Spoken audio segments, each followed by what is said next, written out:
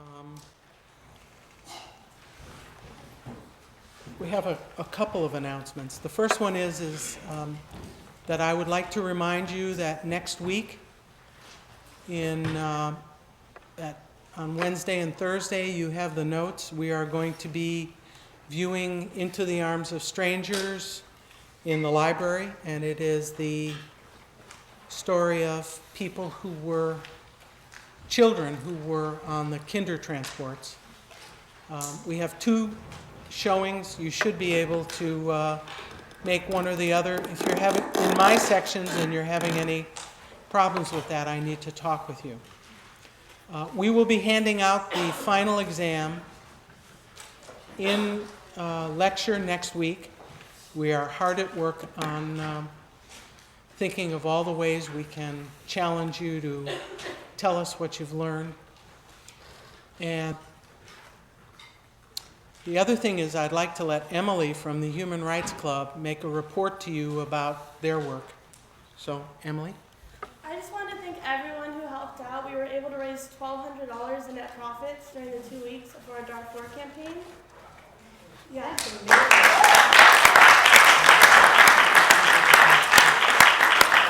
It was almost twice what we were able to raise last year. And also for everyone who ordered shirts in the lecture before spring break, there will be on Tuesday during lecture. And just bring your receipts and you'll get your shirts that you ordered. Thanks. Good job.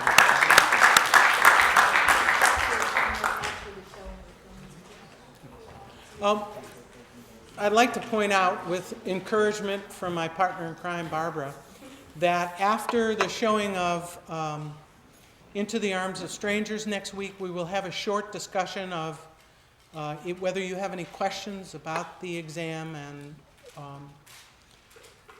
point perhaps we can give you on the exam. Last week, we raised over $300 for Mathilde Mukatabana's mission in Rwanda, so I think you should give yourself a hand.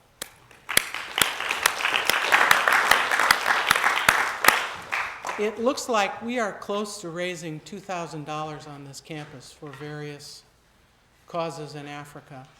Anybody go to San Francisco on Sunday to Save Darfur rally? Were you able to hear Jerry Fowler? No? It was a pretty long rally that they had. We were there from like 9:30 to 3:30, and he still wasn't going to be going on for another hour, so we actually left early. But we did hear a lot of congressmen speak. Okay, but you know what he was going to say, right? Yeah, Okay, all right. Okay, now we move to our respectful. Leave, and you're in the middle of a row right now. There's only Why one. don't you move to one of the seats up back if you're going to have to leave during the lecture? There's only one. What? Another one's in the bathroom, but she's Another one's in the bathroom? Okay. Would you tell her when she comes in? Okay. Beyond the mundane, everyday things, I would like to introduce our lecturer for today. John K. Roth is the Edward J. Sexton, more than 40 books. Rittner and Private Needs, Public Selves, Talk About Religion in America. There, I still have 2 or 3 paragraphs, but you get the idea that we are most pleased and honored to have Professor Roth with us today. I'm sure that many of you perhaps know that Professor Roth is also has given a great gift to Sonoma State University. Andy Roth's father. How many of you knew that? Okay. I first met John Roth when I was doing a seminar at Northwestern University 2 years ago.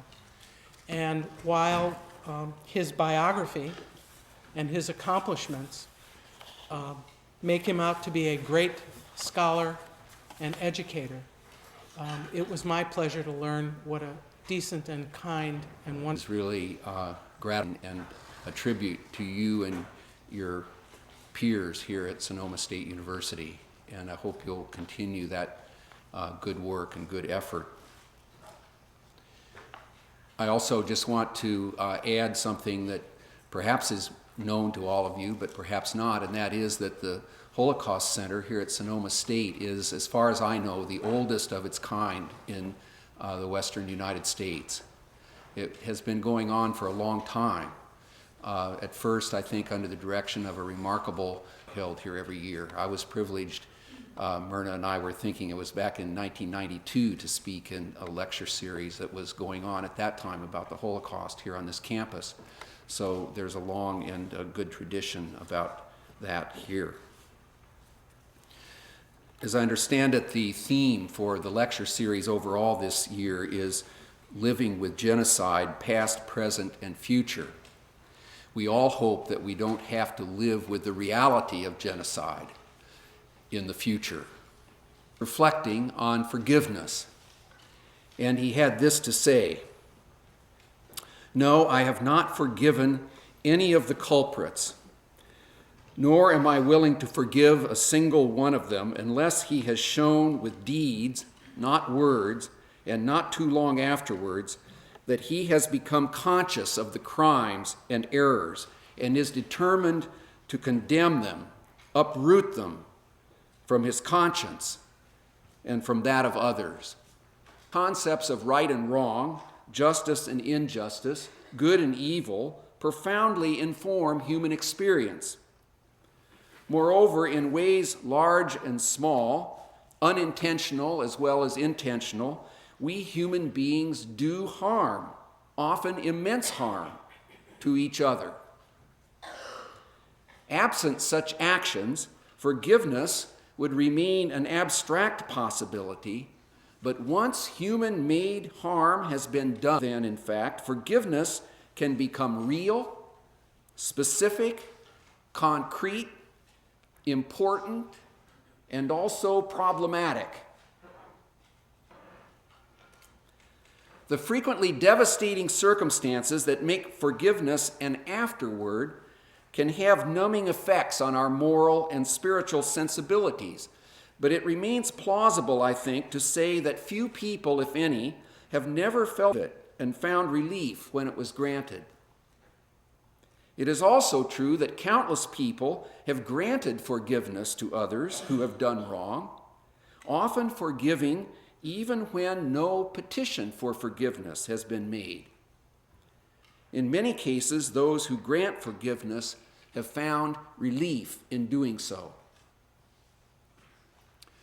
None of us is perfect. Thus, one credible answer to the question, who needs forgiveness, refers to resolving disputes so that broken relationships are mended at least enough for life to move beyond hostility, hate, and revenge. Although reconciliation is not equivalent to forgiveness, the two are closely related. Where forgiveness is absent, reconciliation is likely to be incomplete. Where forgiveness is present, the chances for reconciliation are to self-serving rationalization, which can be a danger lurking especially in some current views of forgiveness, both secular and religious, that stress the importance of forgiving ourselves so that we can be liberated from life-repressing guilt and shame. As the Jewish philosopher Emmanuel Levinas put the point, a world where forgiveness is almighty becomes inhuman. Let them rejoice in the house of my prayer. The rabbis indicate that God says prayers. That claim, however, is startling and puzzling. Why and about what would God pray? The unfolding inquiry suggests that God prays for his mercy to prevail so that divine anger stops short of this response is that God's anger and God's inclination to act according to strict justice remain, and their power is awful. But they are far less dominant than God's mercy and forgiveness. If that were not the case, the rabbis add, the world could not endure the judgment of God's justice. Embedded in this ancient religious vision are two other facts.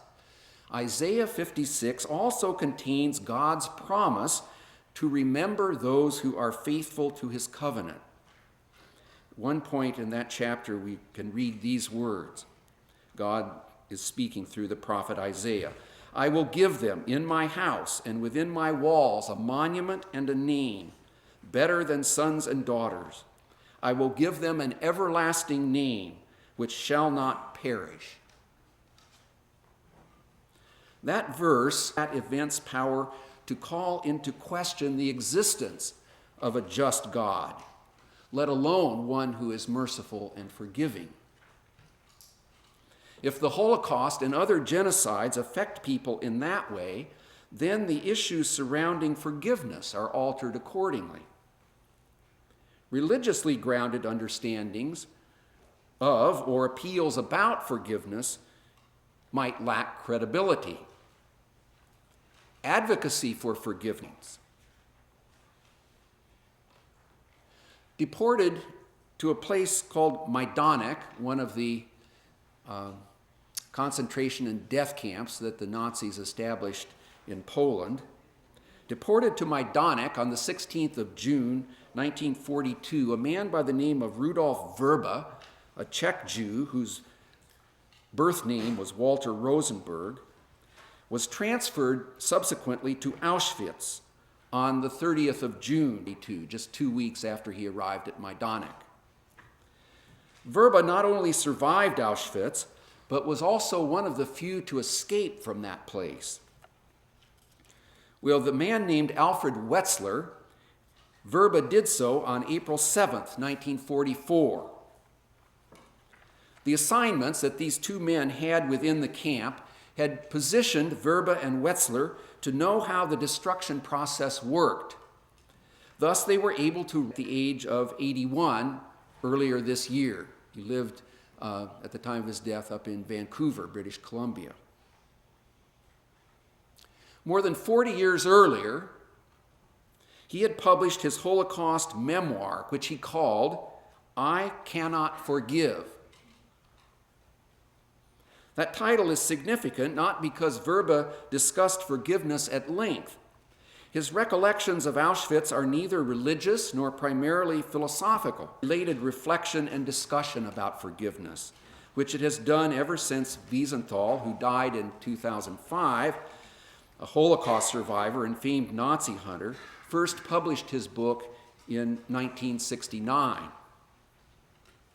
The dilemma posed in The Sunflower traces back to a day in 1944 when Wiesenthal's labor brigade cleared rubbish from a military hospital that the Germans had created in a school that he had attended from a Jew would be granted.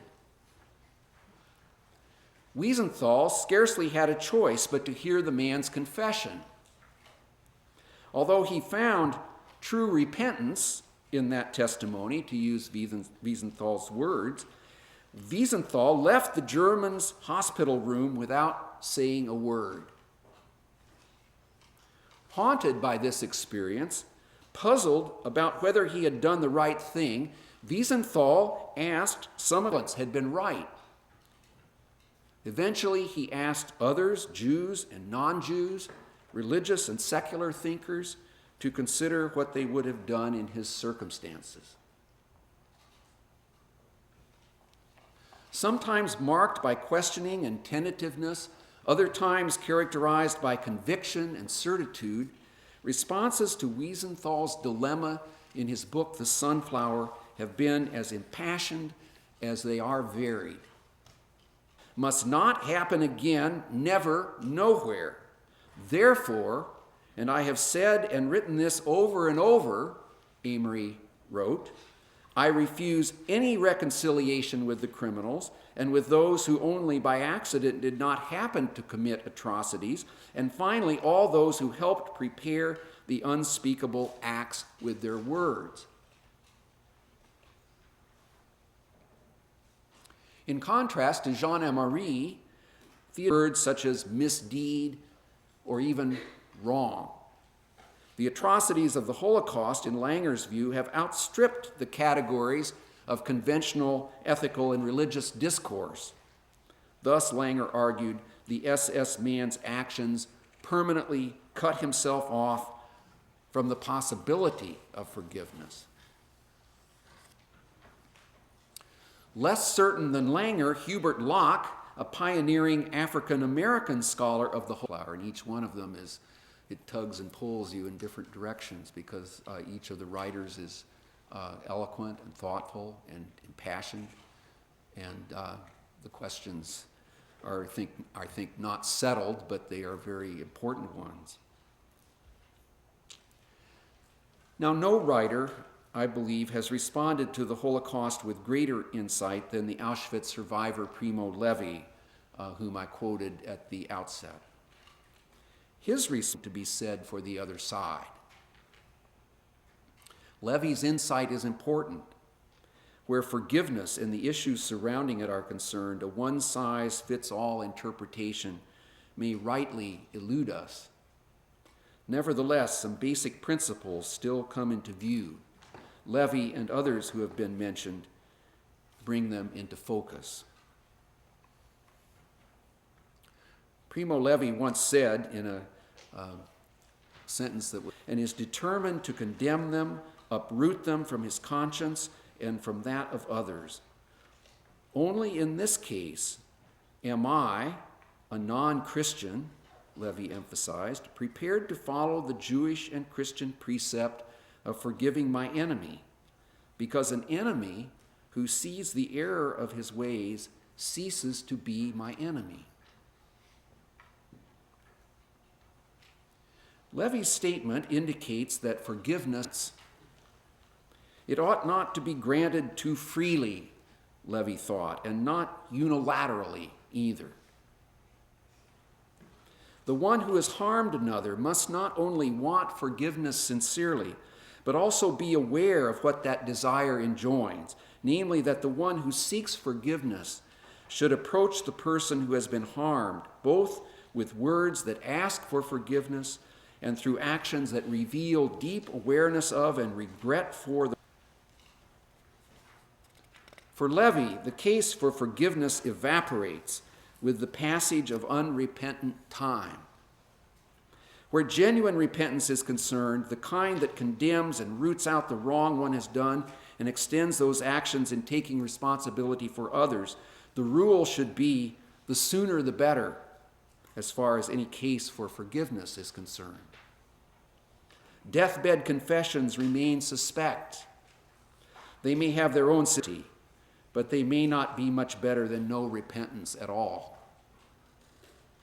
Absent repentance that is as timely as it is heartfelt, Levi indicates, forgiveness is unjustified and even wrong. In addition, Levi implies, forgiveness would be wrong if it tried to speak for others, and particularly for the dead. Levi's reflections about forgiveness are harm that has been done may have been primarily directed at others and caused me or you to suffer for that reason. Your forgiveness or mine can be for the hurt that is ours, but not for the suffering or loss that another has experienced. They and they alone have the prerogative to forgive for that. In no case, moreover, is forgiveness something that can be earned, nor can it rightly be. The perpetrator can ask, the victim can rightly refuse. As the Belgian Catholic moral theologian Didier Polifitte has wisely said, like love, forgiveness must be given freely, otherwise it cannot be real. How would that view fit, if it does, with the Jewish tradition that a person who sincerely seeks forgiveness 3 times should be dead? Or with the Christian tradition, which enjoins forgiveness so intently and frequently that a follower of Jesus seems all but duty-bound to grant it? One sound response is that injunctions to grant forgiveness are important, because the absence of forgiveness, when conditions for it have been met, is dangerously close to mercilessness, which is in turn a condition that makes the world inhuman. Yet even when one should forgive, the forgiveness can only be real when it is neither coerced nor done out of duty alone, but instead is freely given. If the reality of forgiveness depends both on its being freely given and on its being given properly, that is, when conditions for it have been met and in ways that do not exceed the boundaries of authority that the one granting forgiveness needs to observe, what does that perspective imply about whether some actions and the victim is dead? He or she cannot forgive, no matter how repentant the murderer may turn out to be, and no one can speak for the victim. Others may forgive the repentant murderer for what has been done to them, but the offense remains unforgivable in a basic way. As Primo Levi put the point, when an act of violence or an offense has been committed, it is forever irreparable, says, can only take place between the living.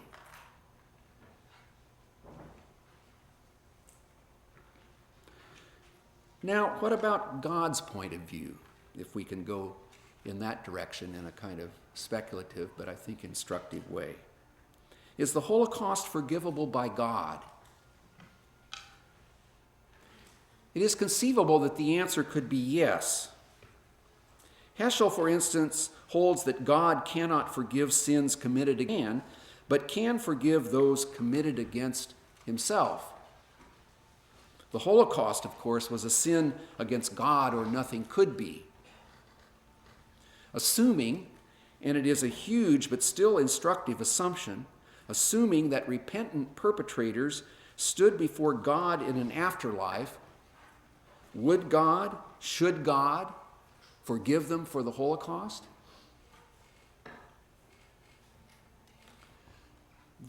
Please God, do not have mercy on those who created this place. God of forgiveness, do not forgive the murderers of Jewish children here. Do not forgive the murderers and their accomplices. God, merciful God, said Wiesel, do not have mercy on those who had no mercy on Jewish children.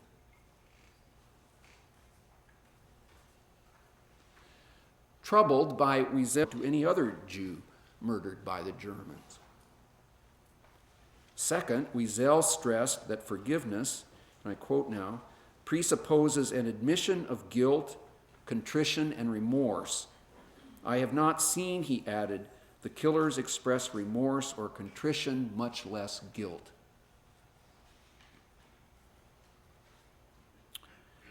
Now, what if those conditions were met somehow and somewhere? Not in this world, but beyond.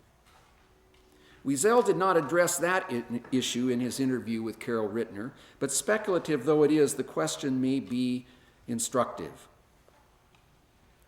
Even if a Holocaust perpetrator admitted guilt and expressed contrition and remorse in an afterlife, God might say, too late.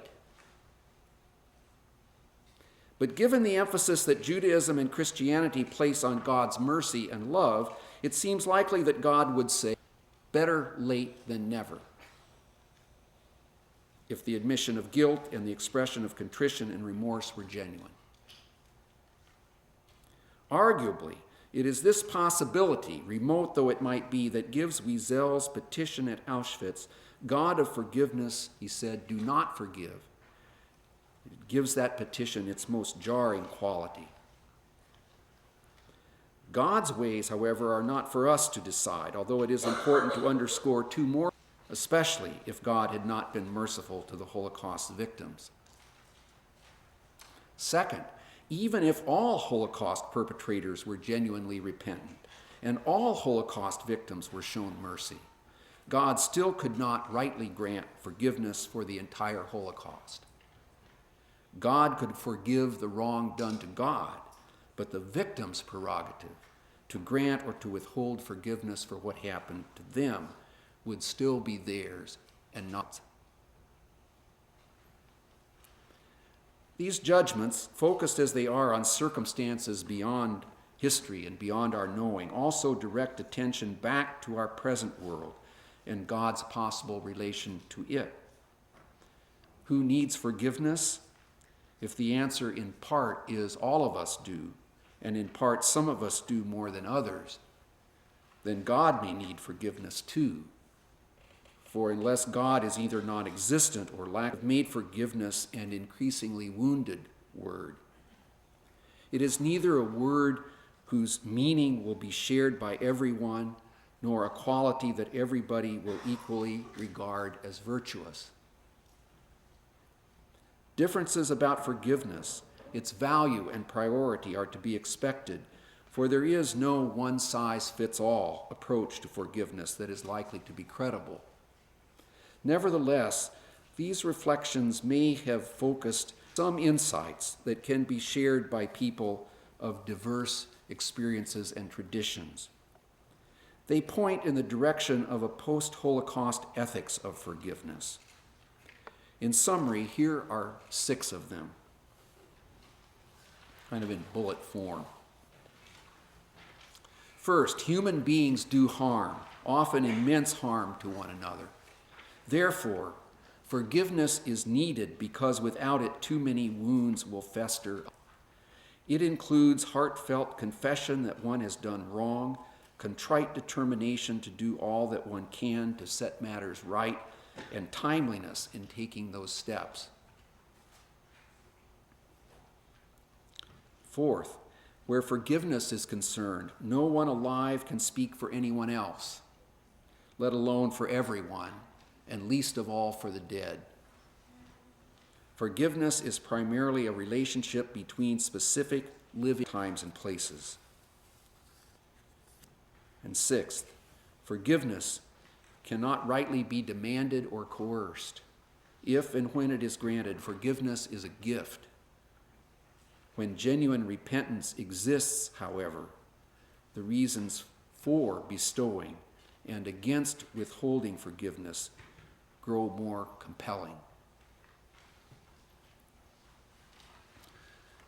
Reaching the end of these reflections on forgiveness takes us beyond forgiveness in 2 senses. It may be too late for forgiveness, or it may be that at least in some cases, forgiveness has been achieved, which leaves us to ask what comes after forgiveness. Forgiveness, then, is an afterword in more ways than one. In exploring forgiveness, we are not only trying to discern what it can mean at a time subsequent to or later what came before. We are also seeking or questing for something we cannot or do not yet have, and thus again wrestling with forgiveness leaves us with something we are after. In their most fundamental sense, our inquiries about forgiveness are after nothing less than the restoration of a broken human image and the maintenance of any healing we can achieve through forgiveness or of its impossibility. Reflections about forgiveness are by no means the only path in that direction, but the quest to recover and deepen our humanity will be impeded and impoverished unless we continue to ask and respond thoughtfully to versions of the question, who needs forgiveness? Well, those are my thoughts for you today in your series on living with genocide, past, present, and future. Thank you for your attention, and I'll be happy to take questions or comments.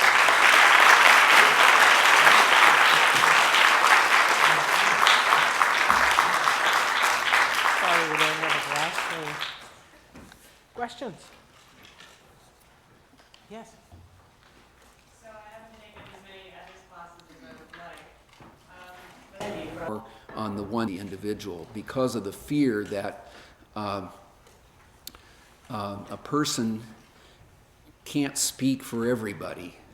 Now, but your interesting question, kind of reverses that a little bit. It's not that the person is so much trying to speak for everyone, but feels that everyone in a way has wronged them. And so the response then would be there. Now, I think what I would say, but then we all hope, and this is the motive behind the talk, that human beings individually but also collectively may change. So I don't know exactly what this would look like in terms of the usual categories of confession and contrition and repentance and atonement. These are the usual categories, kind of making up the difference. But there's something in what you're saying here that deserves careful. Also is that individual is still a member of society. We all are. Mm-hmm. And society probably has to choose not to forgive these acts in order to pursue policies that will prevent them from happening again. And I don't necessarily think it's a conflict for an individual to say, I'm willing to forgive what happened to me, or I'm not going to hold against you what happened to my parents. They're gone. That's between you and them.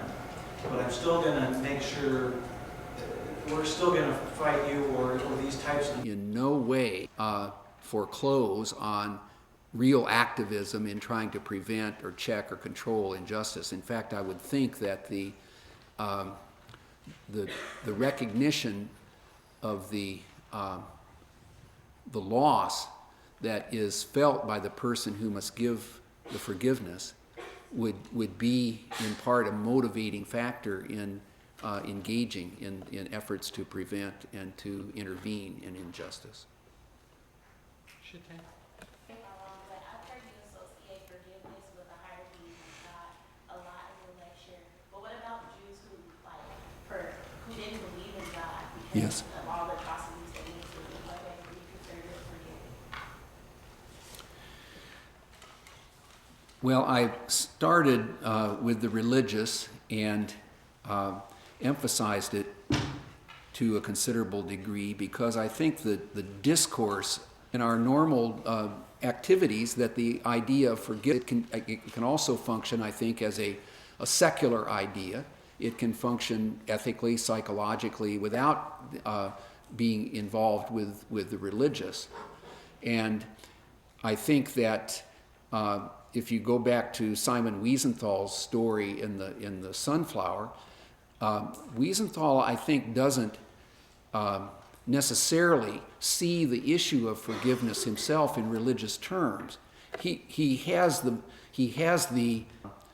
Jewish roots and the Jewish context for raising the question, but when he began to ask this question about did I do the right thing by remaining silent, one of the strokes of genius that he had was he asked all sorts of different people what they thought, and some were religious and some were not. And you find in the book a quite broad spectrum of response that cuts on collectively. Now, I think forgiveness are not, these are not identical things.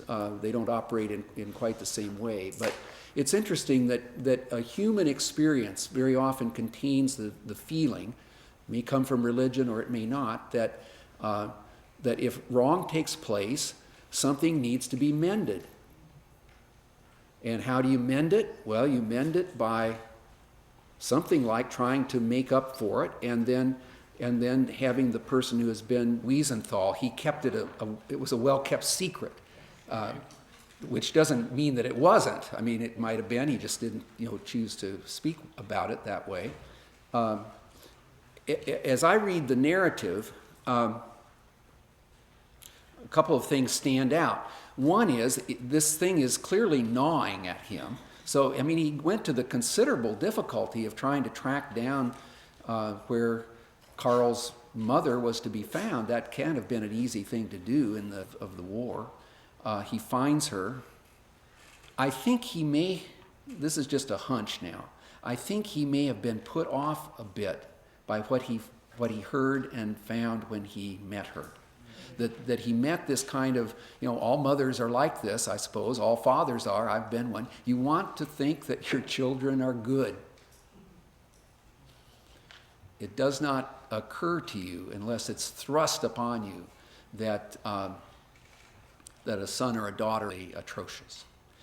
Now, Wiesenthal, in this case, goes away anguished over something a little different than he was with respect to Carl, because his anguish now is whether he should have told the truth to the mother about her son, and he didn't do that.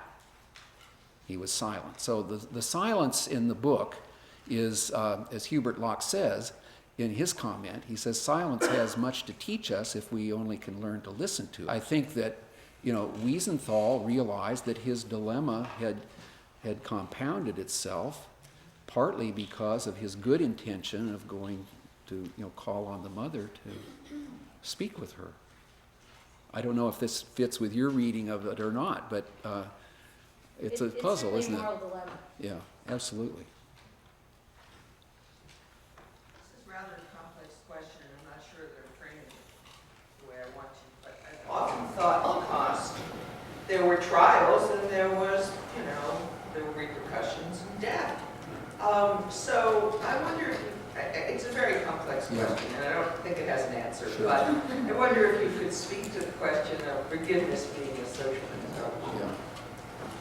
Yeah. I think it definitely is socially constructed. That may not be all that it is, but at the very least it's that. And I think we have an example of this actually necessary to qualify this.